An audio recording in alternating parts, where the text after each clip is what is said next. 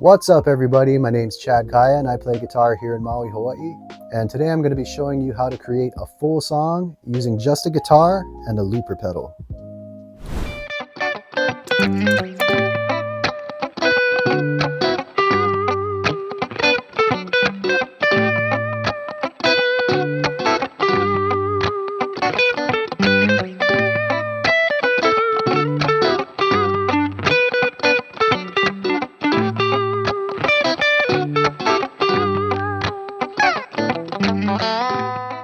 So the way that I like to approach this is to lay down 3 to 4 layers of music that will then become the bed of my whole song, that I will play my lead melody over as well as improvisational solo stuff.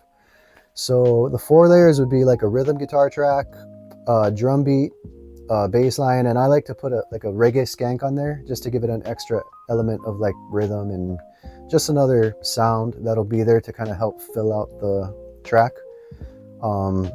So knowing that Sunday morning is basically only 3 chords, we got the A minor, D7, G major 7, and that'll be playing the whole time throughout the song. So knowing that that's the chord progression, first I like to throw down a rhythm guitar track. So it'd be something like this.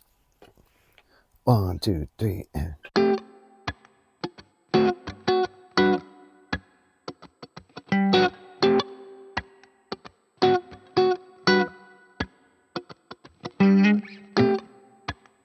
and that's my loop. That loop will be playing throughout the whole song. This is what I'm going to put my drum beat over, my bass line, and that skank. So next I like to do the drum beat, so I'll throw that down right now. 1, 2, 3, and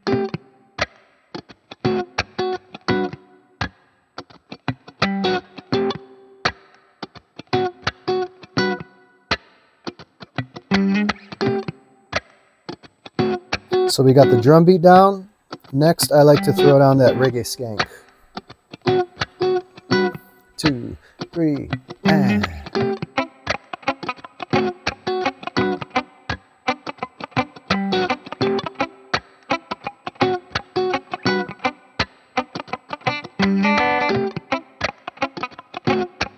so that's 3 layers right there. Next, I'll do the bass line.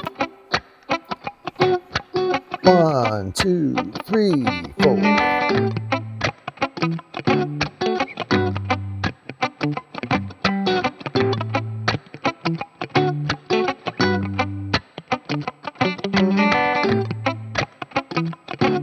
So with those 4 layers, that's basically the bed of the whole song.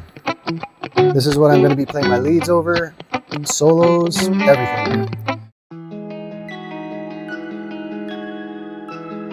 So now that you know what that sounds like, I want to break down each of those elements and what I'm doing. So firstly, for that rhythm guitar track, I like to just kind of outline the chords with inversions. So instead of playing like, I don't really like to do like full chords for the first rhythm track, because that's like too much and it's going to take up too much space, especially considering you're going to have the drum beat in there, the skank, the bass line. It's just, and you're going to be playing leads over it as well. You don't want it to be too muddy. So instead of going like,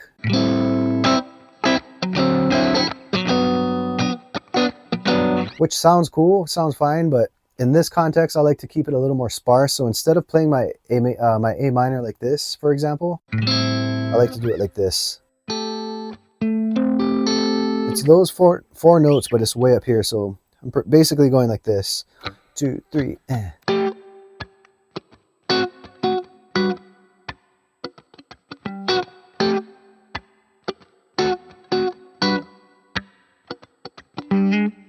And notice how I'm keeping it pretty rhythmic.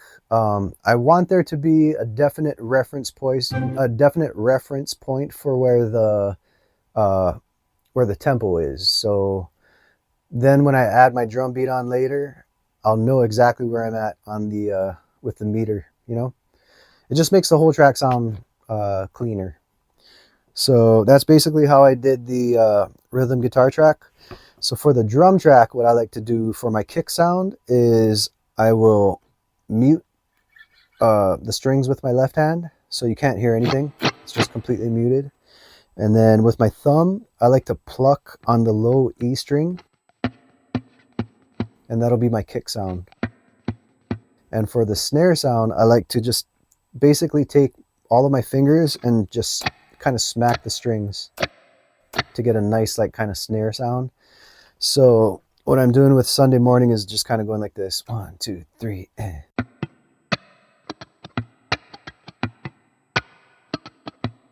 And then I'm kind of doing that, kind of pulling off to give it kind of like an extra percussive sound.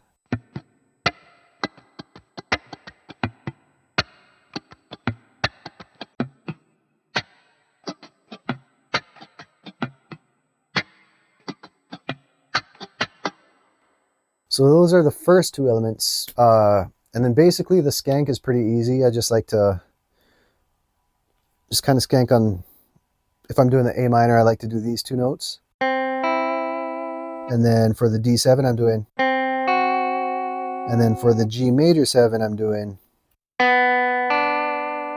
I'm basically just going on the 2 and 4. 1, 2, 3, 4, 1.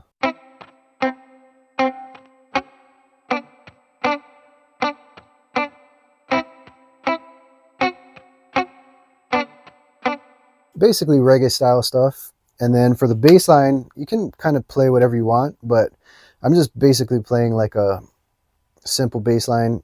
I also like to do like extra stuff, but just do a bass line, whatever is going to keep that kind of bass element in there. So I'm just basically going.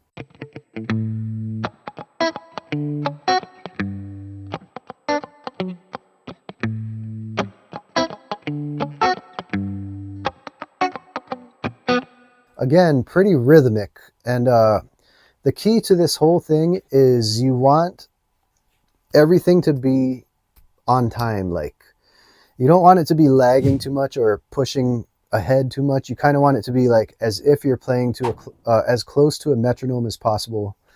It just kind of makes the whole track sound better, basically, especially if you're playing live or doing recording or something like that. If you're just kind of messing around at home, then, I mean, have at it. Like, you can basically do whatever you want. But if you're making money with this, you kind of want to be like, you want it to sound good, you know? Anyway, so that's what the rhythm track sounds like. Now I'm going to start showing you what I do for the song, like playing the lead melodies for the vocal melody on my guitar, and improv stuff. So for Sunday morning, we all know what that sounds like. So the first verse being like, Sunday morning rain is falling, etc., etc. So I just kind of do this. 1, 2, 3.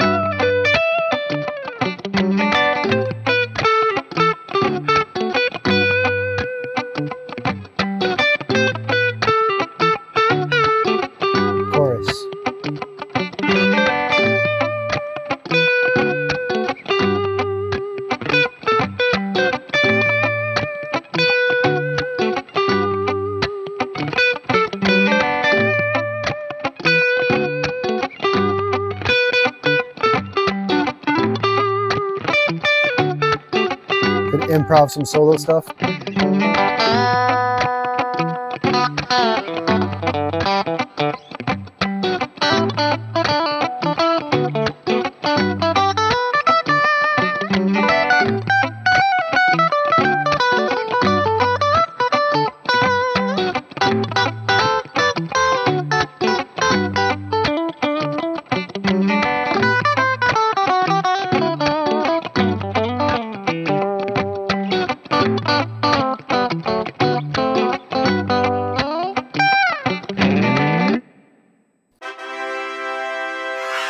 And that kind of stuff is basically what I do at gigs weekly.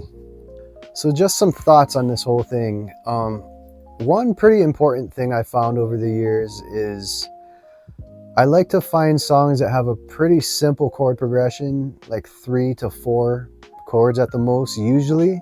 There are exceptions, but I generally like to keep it to, yeah, 2 to 4 chords at the most, just to make the looping process simple, especially if you're doing a bunch of layers. You kind of don't want the looping process, like the loop creation process, to be taking like 2.5, 3 minutes. You kind of want to jump into the melodies and different parts of the song kind of as soon as possible. Depends on what you're doing, but another thought I had is like for what I do, I'm doing like dinner gigs at restaurants and like weddings and stuff like that. Basically, I'm creating background music where people are coming in to have dinner, or they're at an event or something where it's not like a concert. You know, I'm not coming in to perform and be the star. I'm coming in to just provide a vibe and just create a nice bed of ambiance that the evening can kind of take on, you know, and just kind of help to uplift the atmosphere. And people want to come in to eat dinner and chat with their friends and family. You know, they don't really actually care too much about what the musician's doing. They just want to enjoy their evening, basically. Like, they don't really care how good of a singer you are, how good of a guitar player you are. As long as you don't just totally suck and kind of spoil the evening, you're fine, you know? So that's the way that I look at it. And that being said, I like to bring in recognizable songs that I can then kind of turn into this kind of chill, instrumental, vibey stuff. And yeah, that's basically what I do weekly, multiple times every week, and I get paid for it, which I'm super grateful for. But anyway, that's just a couple thoughts, and that is how you create full songs using just a guitar and a looper. If you have any questions, hit me up in the comments, or just let me know what you think of all these techniques, the song, my interpretation. I'm open to feedback. Would love to hear your thoughts. Other than that, check out this full performance. I'm just going to play the whole, what I just showed you in whole, the way that I would play it at my gigs. So hope you enjoy, and until next time, peace. 1, 2, 3.